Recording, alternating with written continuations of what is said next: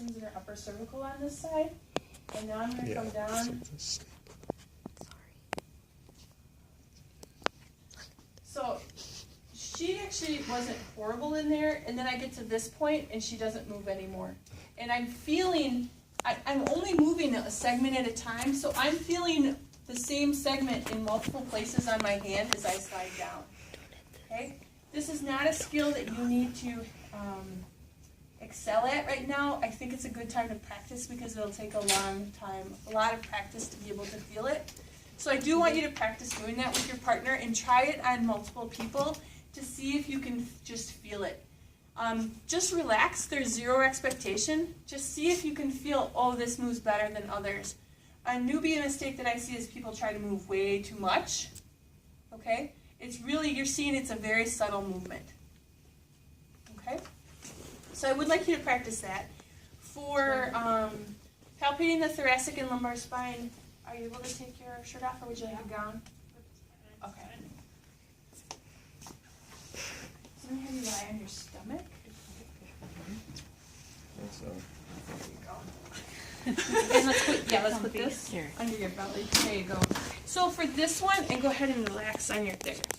So for this one, we typically aren't going to use the toilet seat. If you remember, the toilet seat kind of extended people through the lumbar and thoracic spine.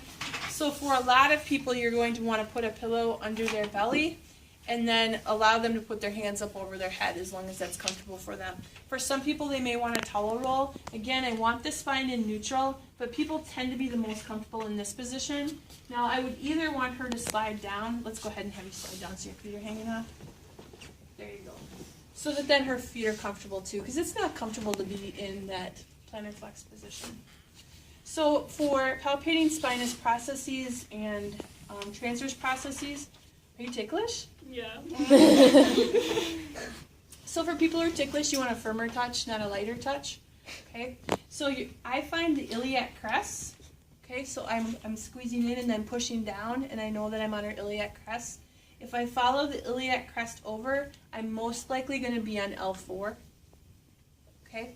I can check to see if I'm on L4 by going down, and there should be L5, and then I should be on the sacrum. Okay? So I can confirm that that's L4. Now again, I'm going to keep my finger on the structure that I know, and then I'm going to go up. So let's say that was L4, that's L3, that's L2. If I want to palpate the transverse process of L2, where am I going to go relative to the spinous process? Directly over, okay, because they're going to line up horizontally. Transverse processes in the lumbar spine are quite wide. So if you remember in the cervical spine, we had our fingers only about a half an inch on either side of midline. Now we're going to be a good 2.5 inches apart to palpate the transverse processes. Okay? Now, what I'd like everyone to do is make a circle with your hand and have it far away. You can do it when you stand up. And close, and identify a structure. So I have both eyes open and I'm looking at that projector overhead. Now I'm going to close one eye, and then I'm going to close the other eye. When I close my right eye and only looking through my left eye, the projector stays there. And when I close my right eye, the projector is no longer there. That means my left eye is dominant. Okay? When you're palpating in the spine area, you want your dominant eye to be over the spine. All right? So my left eye is dominant, so I want to be on so that my left eye is over her back. I can't wink. When it I don't do it with one eye. When it doesn't disappear, that's the strong one. Right.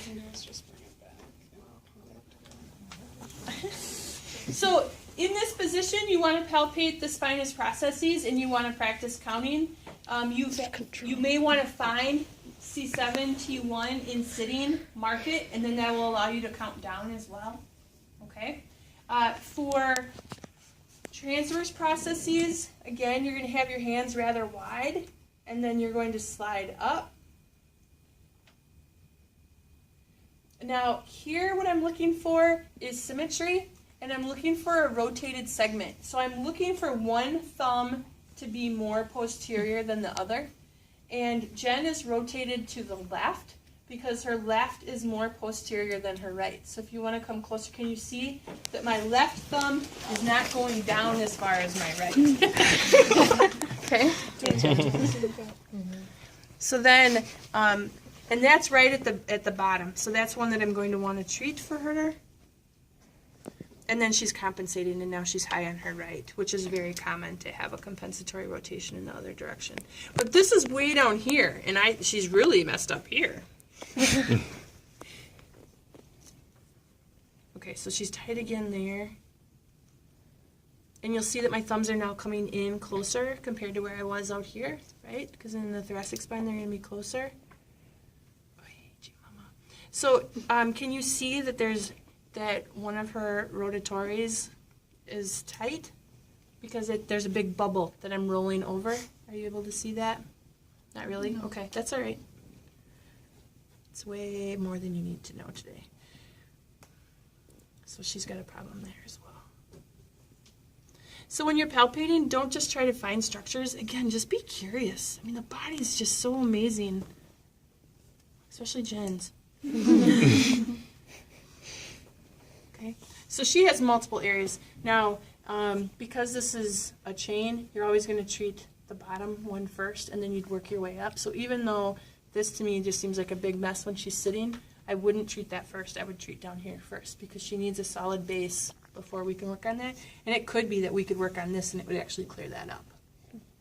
Okay, so that's spinous processes and transverse processes. All right, so why don't you go and practice that? Hello, friends.